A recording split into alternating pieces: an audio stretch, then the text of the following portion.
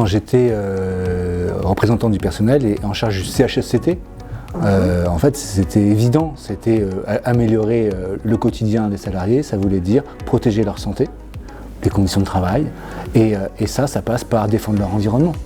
Donc ça veut dire lutter contre les produits chimiques d'entretien, essayer de faire remplacer telle et telle molécule dont on sait qu'elle est toxique, améliorer ne serait-ce que la lumière, les postes de travail, tout ça c'est l'environnement, au sens l'environnement, la planète, mais aussi l'environnement, ce qui nous entoure, notre cadre de travail, c'est complètement lié.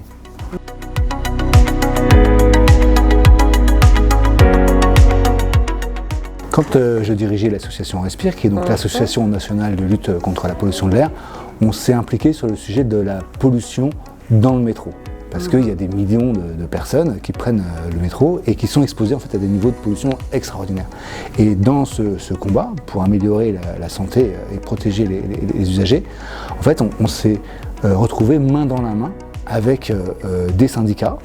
Je ne dirais pas lesquels, hein, mais c'est certains syndicats qui ont aussi comme objectif de défendre la santé des salariés. Et évidemment, dans le métro, il y a les usagers qui respirent cet air pollué, mais il y a aussi les ouvriers de la maintenance, les conducteurs, la sécurité, les gens qui vendent des pains au chocolat. Tout ça, c'est des salariés et tous ces gens-là, ils ont besoin d'être défendus. Et en fait, c'était naturel d'essayer d'unir nos forces,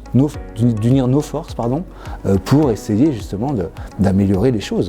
Donc c'est très logique. Et pourquoi et comment le faire aujourd'hui à l'échelle de la région?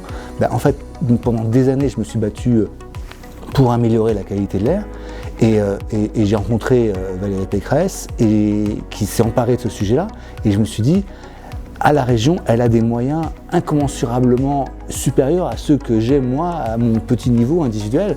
Et elle m'a offert la chance incroyable de poursuivre ce combat, mais avec des moyens plus forts, avec une chance de vraiment changer la vie des gens. Et ça, elle a déjà commencé à le faire avant que j'arrive. Hein. Oui.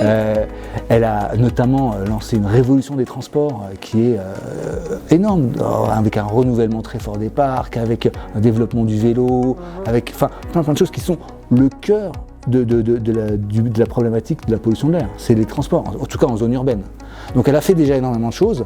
Et je suis très content de rejoindre cette équipe parce qu'évidemment il reste encore du boulot, mais avec cette chance d'être porté par une présidente qui a envie d'aller dans cette direction-là, qui me pousse, qui m'encourage à aller encore plus loin, encore une fois pour protéger la santé des gens, parce que la pollution de l'air, c'est une manière de réunir les questions planétaires, d'environnement au sens classique, et la santé de tout un chacun, c'est une question de santé environnementale.